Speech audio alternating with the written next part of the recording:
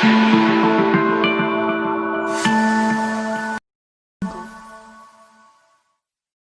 बच्चों, मैं आपकी रमा मैम।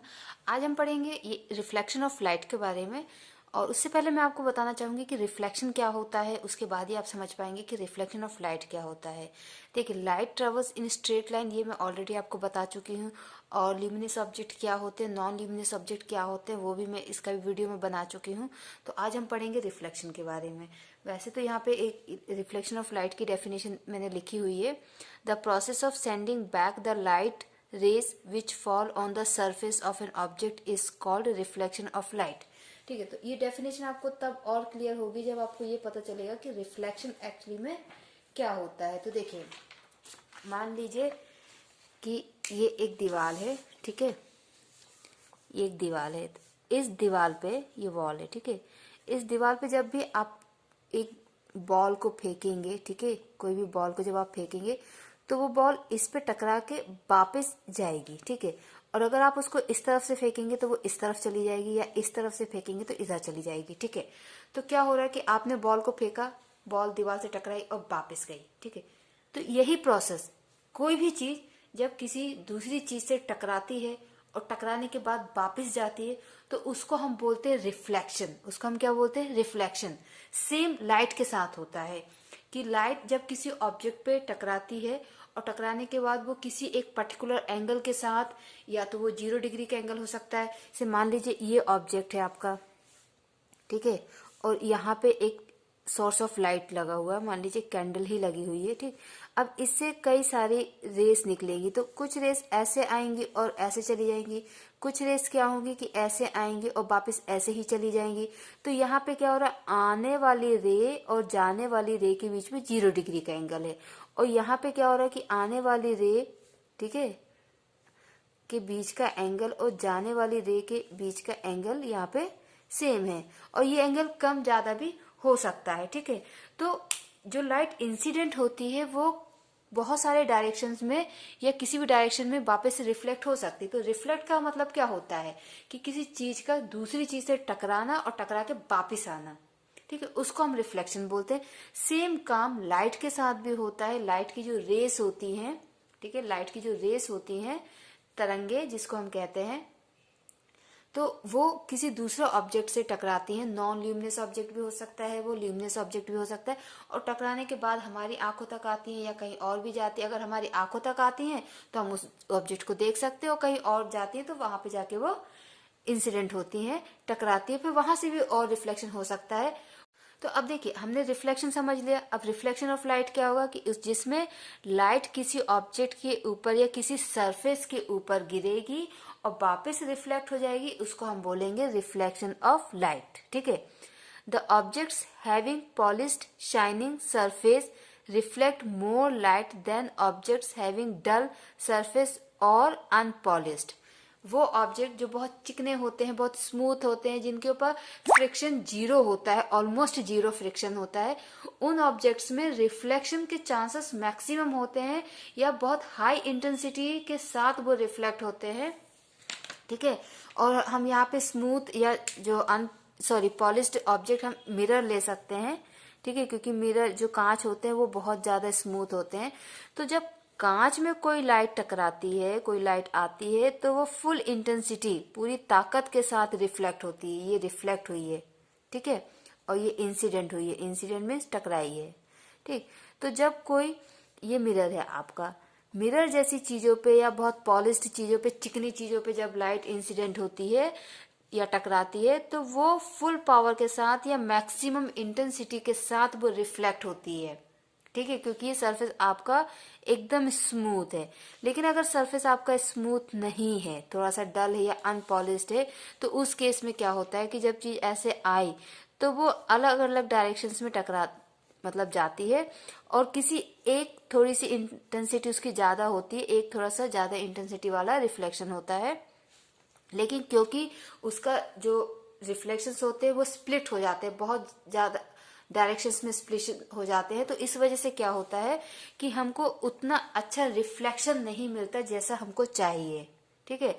और कम रिफ्लेक्शन मिलने से, ज़्यादा रिफ्लेक्शन मिलने से क्या होता है कि इमेज फॉर्मेशन जो होता है उसमें थोड़ा सा चेंजेस आते हैं, जो आप आगे पढ़ेंगे। ठीक है, तो इसमें क्या लिखा है कि जो ऑब्जेक्ट्स बहुत पॉलिश्ड होते हैं, बहुत चिकने होते हैं, बहुत जिनमें वो अच्छी शाइनिंग होती है, सरफेस होते हैं, वो अच्छा रिफ्लेक्ट करते हैं, उनमें रिफ्लेक्शन ऑफ लाइट ज़्यादा होता है उन ऑब्जेक्ट्स के कंपैरिजन में जिनका सरफेस थोड़ा डल, खुदरा हुआ रहता है या पॉलिश्ड नहीं रहता है। ठीक है, अब एक इसमें ये थोड़ा सा इंपॉर्टेंट है, silver metal is one of the best reflector of light. Means silver, चांदी एक ऐसा मेटल है जिससे लाइट बहुत अच्छे से रिफ्लेक्ट होती है। मीन्स सिल्वर मेटल जो है बहुत अच्छा रिफ्लेक्टर ऑफ लाइट है।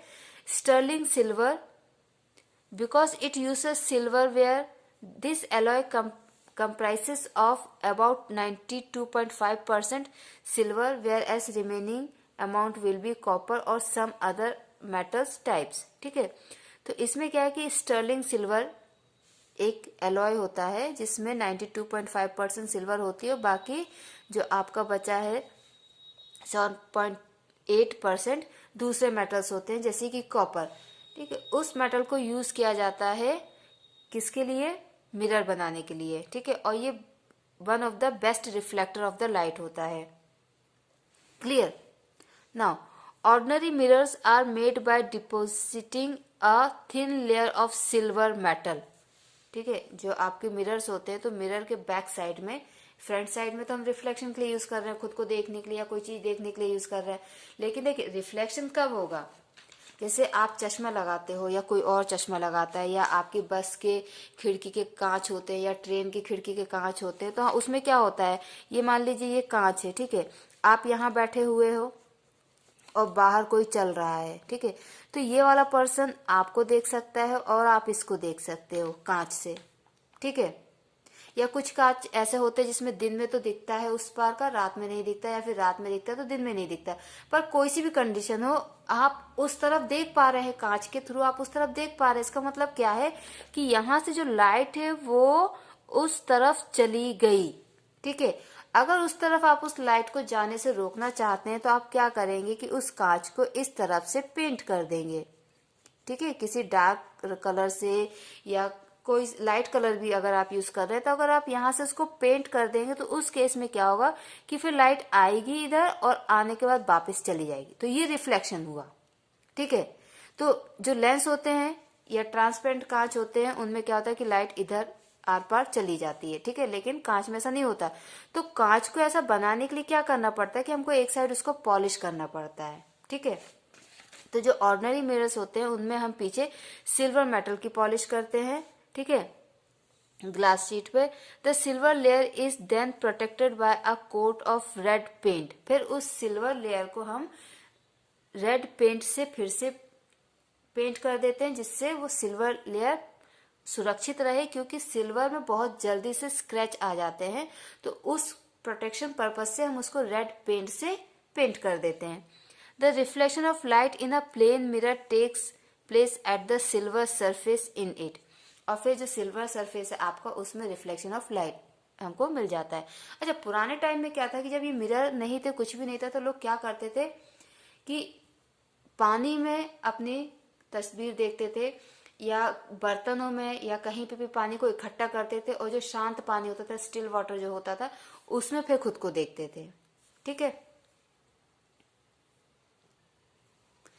These days mirrors are being made increasingly by depositing a thin coating of aluminium metal। अभी हमने क्या पढ़ा कि हम सिल्वर मेटल को डिपॉजिट करते हैं, सिल्वर मेटल से पीछे कोटिंग की जाती है, फिर उसको रेड पेंट से कोट करके बचाया जाता है। अब इन्होंने लिखा है कि आजकल जो मिरर हमको मिलते हैं वो डे बाय डे उनमें क्या हो रहा है, एल्यूमिनियम मेटल को यूज किया जा रहा है इंस्टेंट ऑफ सिल्वर। ऐसा क्यों? क्योंकि this is because aluminium is much cheaper than silver. Aluminium चांदी के मुकाबले बहुत सस्ता आता है और ये भी one of the best reflector है, इसलिए अब ये आपके लिए इम्पोर्टेंट है। ठीक है, अभी तक तो क्या है कि ये चीजें आपके लिए 1 मार्क्स में आ सकता है कि कौन सा बेस्ट रिफ्लेक्टर है, तो उसका आंसर सिल्वर होगा। सिल्वर को किसने रिप्लेस किया? एल्यूमिनियम में। ये आपके 1.5 मार्क्स में क्वेश्चन में भी आ सकते हैं, बट ये आपको आगे भी काम आएगा अगर आप आगे फिजिक्स के स्टूडेंट बनना चाहेंगे। अ बंडल ऑफ लाइट, या फिर 1 मार्क में ये क्वेश्चन भी आ सकता है, a bundle of light rays is called a beam of light. ठीक है, जब बहुत सारी लाइट एक साथ जाती है तो वो एक बीम बन जाती है। जैसे 12 केलों का 1 दर्जन होता है, ठीक है, 12 केले का 1 दर्जन होता है, उसी प्रकार से बंडल ऑफ लाइट, बहुत सारी लाइट जब एक साथ जाती तो उसको हम बोलते हैं बीम ऑफ लाइट। ओके, इस डेफिनेशन को आप याद कर लीजिए, मे बी एग्जाम में ये आए या आपको आगे जरूर ये काम आएगी।